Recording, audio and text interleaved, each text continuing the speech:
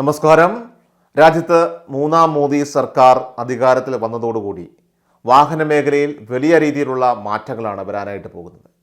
ഇന്ത്യയിൽ petrol diesel വാഹനങ്ങളുടെ വിൽപ്പന 10 വർഷത്തിനുള്ളിൽ അവസാനിപ്പിക്കുമെന്ന് കേന്ദ്ര ഗതാഗത മന്ത്രി നിതിൻ ഗഡ്കരി നേരത്തെ തന്നെ വ്യക്തമാക്കിയിട്ടുള്ള കാര്യമാണ്. ഇന്ത്യയിൽ 36 കോടിയിലധികം പെട്രോൾ ഡീസൽ വാഹനങ്ങൾ ഉണ്ടെന്നാണ് കണക്കുകൾ സൂചിപ്പിക്കുന്നത്. ഇവയെ പൂർണ്ണമായിട്ടും റോഡുകളിൽ നിന്നും ഒഴിവാക്കാൻ സാധിക്കുന്നതാണ് ഈ ഒരു പുതിയ നിയമം. രാജ്യത്ത് ഇലക്ട്രിക് സ്കൂട്ടറുകളും അതുപോലെ തന്നെ കാറുകളും ബസ്സുകളും എല്ലാം തന്നെ ഇപ്പോൾ എത്തിയിട്ടുണ്ട്.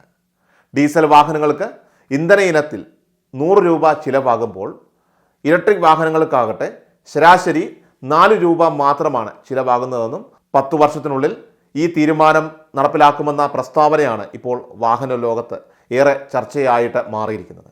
അപ്പോൾ ഈ സാഹചര്യത്തിൽ തന്നെ വാഹന മേഖലയിൽ മറ്റൊരു പ്രധാന മാറ്റം കൂടി അല്ലെങ്കിൽ ഒരു പ്രധാന അറിയിപ്പ് കൂടി ഇപ്പോൾ വന്നിരിക്കുകയാണ്. അതായത് പഴയ മഹീന്ദ്ര ജീപ്പുകൾ ഉൾപ്പെടെയുള്ള പതിറ്റാണ്ടുകൾ പഴക്കമുള്ള ചില വാഹന മോഡലുകൾക്ക് ഇന്ന് വാഹന വിപണിയിൽ വലിയ ഡിമാൻഡാണ് നേരിടുന്നത്. നിർമ്മിച്ച വർഷം അനുസരിച്ച് 2 മുതൽ 8 ലക്ഷം രൂപ വരെയൊക്കെ വിലയാണ് ഇപ്പോൾ നിർമ്മാണത്തിലില്ലാത്ത ഇത്തരത്തിലുള്ള വാഹനങ്ങൾക്ക് വിൽപ്പന വില വരുന്നത്. പലരും മോഹവില നൽകിയാണ് ഇത്തരം വാഹനങ്ങൾ സ്വന്തമാക്കുന്നത്. എന്നാൽ ഇത്തരത്തിൽ വലിയ വില നൽകിക്കൊണ്ട് വാഹനങ്ങൾ വാങ്ങാനായിട്ട് നിങ്ങൾക്ക് പ്ലാൻ ഉണ്ടെങ്കിൽ 2 വട്ടം തീർച്ചയായിട്ടും ചിന്തിക്കുന്നത് നല്ലതായിരിക്കും. കാരണം മോട്ടോർ വാഹന വകുപ്പ് പറയുന്ന ഒരു പ്രധാന അറിയിപ്പാണിത്. ഒരുപക്ഷെ ഏതാനും വർഷങ്ങൾക്കകം ഇത്തരം വാഹനങ്ങൾ പലതും റോഡിലിറക്കാൻ സാധിക്കാത്ത വിധം നമ്മുടെ രാജ്യത്ത് നിയമങ്ങൾ മാറുകയാണെന്നും അതുപോലെ തന്നെ ഏറെ പഴക്കമുള്ള ഇത്തരം വാഹനങ്ങൾ വൻ വില മുടക്കി നമ്മൾ വാങ്ങുന്നവർ എല്ലാവരും തന്നെ ജാഗ്രത പാലിക്കണമെന്നുമാണ് ഇപ്പോൾ മോട്ടോർ വാഹന വകുപ്പിലെ ഉദ്യോഗസ്ഥർ വ്യക്തമാക്കിയിരിക്കുന്നത്. കാരണം രാജ്യത്ത് മാറി വരുന്ന മലിനീകരണ നിയന്ത്രണ നിയമങ്ങളാണ് ഇത്തരത്തിലുള്ള പഴയ വാഹനങ്ങൾക്ക് വലിയ തുക മുടക്കി നമ്മൾ വാങ്ങുന്നതിനുള്ള അപകട കാരണമായിട്ട് ഉദ്യോഗസ്ഥർ ചൂണ്ടിക്കാണിക്കുന്നത്.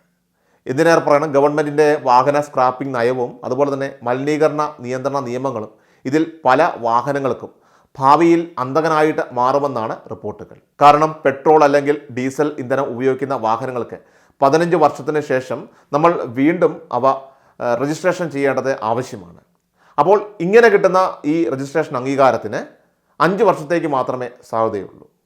20 വർഷത്തിന് ശേഷം വാഹനം ഓടിക്കാനായിട്ട് ആഗ്രഹിക്കുന്നുവെങ്കിൽ അത് ഓരോ 5 വർഷത്തിലും ഫിറ്റ്നസ് ടെസ്റ്റിന് വിധേയമാക്കേണ്ട ഒരു സാഹചര്യം വരും. സാധ്യതയുള്ള ഫിറ്റ്നസ് സർട്ടിഫിക്കറ്റ് ഉള്ള ഏതൊരു വാഹനത്തിനും റോഡുകളിൽ ഓടാൻ സാധിക്കും. പക്ഷേ ഫിറ്റ്നസ് സർട്ടിഫിക്കറ്റുകൾ കാലഹരണപ്പെടുന്നത് മൂലം കർശനമായിട്ടുള്ള പുനഃപരിശോധനയ്ക്ക് വിധേയമാകേണ്ടതായിട്ട് വരികയും ചെയ്യും. ഇപ്പോൾ തന്നെ നമ്മുടെ രാജ്യത്തെ മലിനീകരണ നിയമങ്ങൾക്ക് അനുസൃതമായിട്ട് തന്നെ നമ്മൾ പഴയ വാഹനങ്ങളുടെയൊക്കെ എഞ്ചിൻ അത് കൃത്യമായിട്ട് പണിത് എടുക്കണമെങ്കിൽ തന്നെ കാശ് ഏറെ ചിലവാക്കണമെന്നത് ഉറപ്പാണ്. പരിശോധനയിൽ തന്നെ ആവർത്തിച്ച് പരാജയപ്പെട്ടാൽ പോലും മോഹവില നൽകി നമ്മൾ വാങ്ങിയ ആ വാഹനം പുതിയ ഈ വെഹിക്കിൾ സ്ക്രാപ്പിംഗ് പോളിസി പ്രകാരം പൊളിക്കേണ്ടതായിട്ട് വരികയും ചെയ്യും. അതിന് നമുക്ക് മനസ്സനുവദിക്കുന്നില്ല എങ്കിൽ ഈ വാഹനങ്ങൾ നിരത്തിലിറങ്ങാതെ തന്നെ പോർച്ചിൽ തന്നെ സൂക്ഷിക്കേണ്ടതായിട്ട് വരുന്ന ഒരു സാഹചര്യമുണ്ട്. പ്രത്യേകിച്ചും വിൻറ്റേജ് വാഹനങ്ങളുടെ രജിസ്ട്രേഷൻ നമ്പറിൽ പോലും ഇപ്പോൾ VA എന്നുകൂടി സംസ്ഥാന കോഡിന് ശേഷം ചേർക്കുന്നുണ്ട്.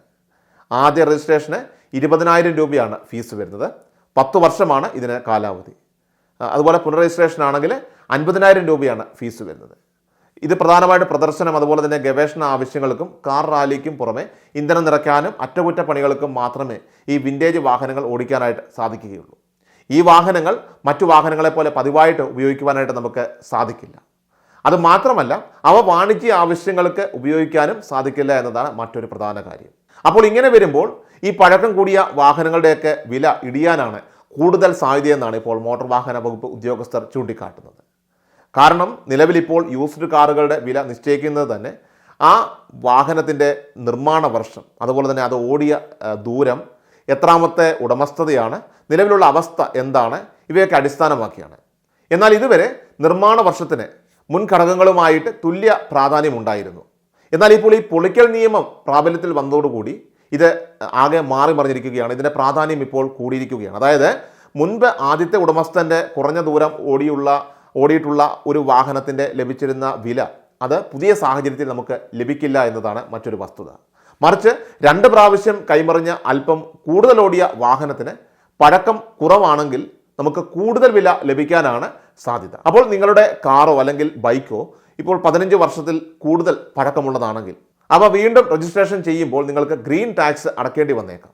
നിങ്ങളുടെ റോഡ് ടാക്സിൻ്റെ ഏകദേശം 50% വരെയാണ് ഇത്തരത്തിൽ നിങ്ങൾ നികുതി അടയ്ക്കേണ്ടതായിട്ട് വരുന്നത്. അത് നിങ്ങളുടെ സംസ്ഥാനത്തെ ആ കൃത്യമായിട്ടുള്ള മലിനീകരണ നിയമത്തെ അടിസ്ഥാനപ്പെടുത്തിയിട്ടുള്ളതായിരിക്കും ഈ ഒരു ഗ്രീൻ ടാക്സ് എന്ന് പറയുന്നത്.